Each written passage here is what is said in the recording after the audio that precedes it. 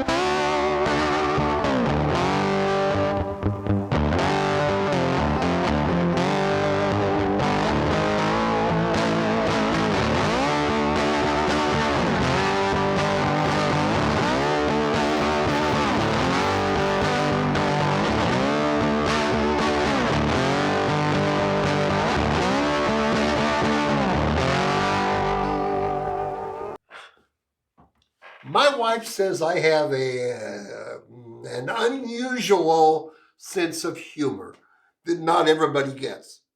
But I gotta tell you, I just love that little buck when he looked around, looked at the camera, and he was chasing those does, and it was like, I'll never get him. And then he dropped his head and just kind of trudged up the hill. And a moment later, they came running down, and poor little buck.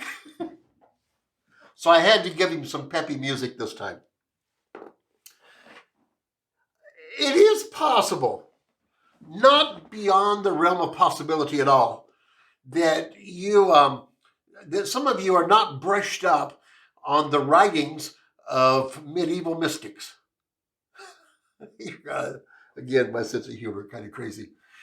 So today we're going to talk about something, the next few weeks actually, that came from a 16th century Spanish poet.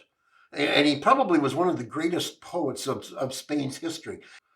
His name was John of the Cross, and he wrote about the dark night. Actually, we call it today the dark night of the soul. And you probably have heard that phrase before. He wrote a couple of books. Well, he wrote several books, but one of them that was popular is called The Ascent, or The Ascent to Mount Carmel, where he talks about us as Christians growing and coming closer to God as we age. And then he talks about the dark night of the soul. And his idea is this: all of us have ups and downs in our lives. Now, if we're normal, some of us just live on a high plane all the time. La, la, la, la, la, yeah. And some of us are pretty grumpy or pretty low or face clinical depression. But for the majority of us, we have ups and we have downs. And we could call them consolations. That's times when we are consoled and we feel great and God is so close and he's so wonderful. And we want to sing, let's just praise the Lord. And then we have moments of desolation where we want to cry on our knees, God, where are you? Are you real? Are you listening to me? Do you know what's going on here? Now, the poet, John of the Cross, he writes a poem that comes out of the Song of Solomon. He uses as the text for his poem. And then he writes this huge explanation of the poem that we're not going to go into. But his idea is that both ups and downs are natural in life, and that both of them help bring us closer to Christ. And sometimes those moments of desolation, when we feel so alone and we can't feel the presence of God out there, and we can't see the future, and we're just about as low can get. I once heard somebody say, lower than a snake's belly in a wagon rut. It could be that during those times, we're not expecting to grow, but those times are important for us to grow as Christians. So that's what we're going to deal with.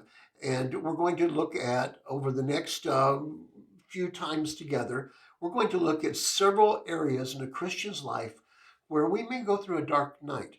And my guess is all of these, they're all standalone, so you don't have to follow the whole series.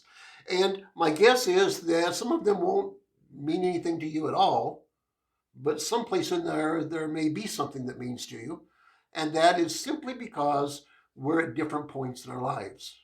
And what doesn't mean much to you today might next year or might have last year. So it could be you disagree, and that's okay too. But these ideas have been helpful to me, and so I'll just pass them along to you and see if maybe we have something in common. The terms I'm going to be using now are not from John of the Cross. They're just a paraphrase, and they're from me interpreting to myself what parts of John of the Cross are helpful to me, okay? So you can disagree, it's just me. But I'm going to call this first dark night of the soul.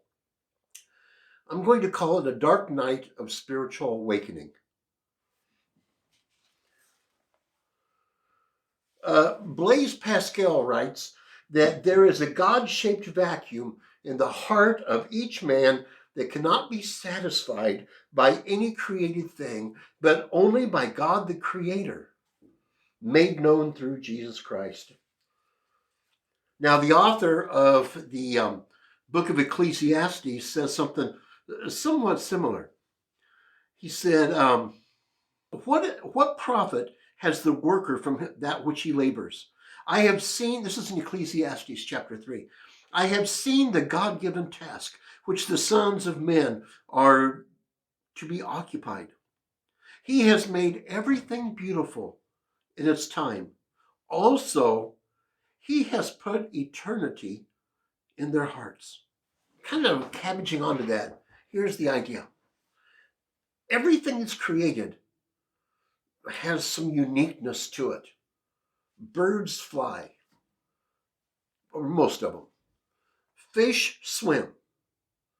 Little squirrels gather nuts and hide them in trees and bury them for the winter. Bears hibernate. There's a natural order to things, and in each species of creature, there are those things they do. It's unnatural for you to clip the wings from a bird and try to make it swim. It kind of breaks the natural law of things. It's unnatural to take a goldfish and throw it up in the air and say, "Fly away, little goldfish, fly away." Okay. It's just unnatural. Goldfish, they swim. Sparrows, they fly. And humans have a feeling of time and of eternity. And they ask the question, is this all there is? And they have a concept of the Creator that is baked right into them at birth. Now, a goldfish is never free to be what a goldfish is built to be, created to be, if it has to live in a bird nest. That's silly. A squirrel is never really free to be what a squirrel is created to be if it doesn't have the freedom to run around in the trees and gather nuts. If you stick it in a little bird cage and just leave it there, it's just never free.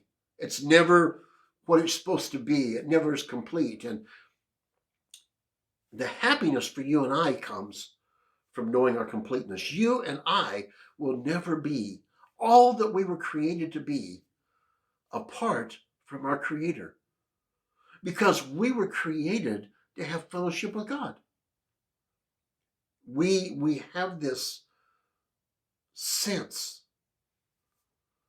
Now, we try to live without it. Some of us do a pretty good job. We just live kind of up all the time, as I said, and we're bouncing around from, just running from one exciting thing to another, and others of us are down and we're depressed most of the time. And some of us, we try to be the best that we can be, but we're never really quite complete. There's something that's still missing in us. And that is the first dark night of the soul. That is that nagging feeling that there's something missing. That nagging question, is this all there is to life? The nagging thought, am I missing something?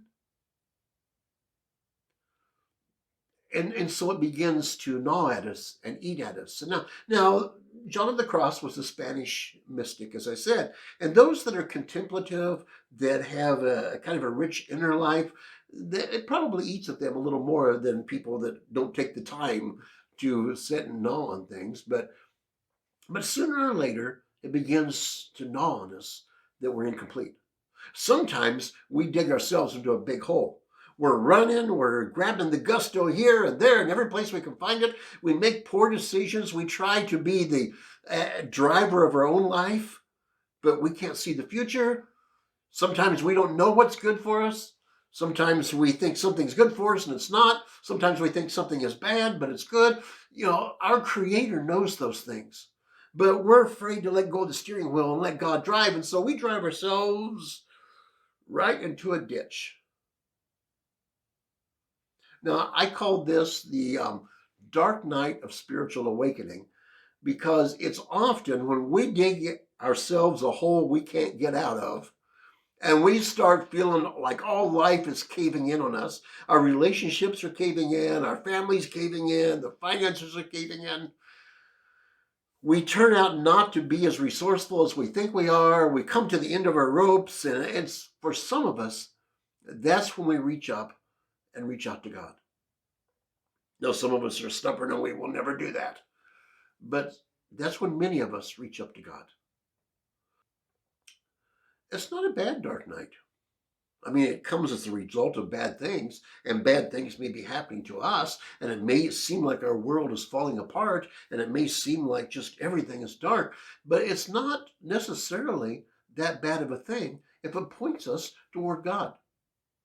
And so it could be that you are facing a dark night where you have just reached the end of your resources and you just feel incomplete and you've never reached out to your Maker. Some of us call that conversion.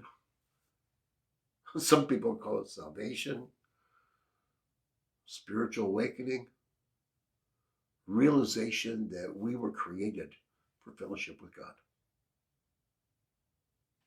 Well, my hope is that you're not going through a dark night right now. It's not fun. If you are going through a dark night, my hope, my prayer is that you will see God shining in the darkness and able to help you through that time. That it will be a time of growth and awakening.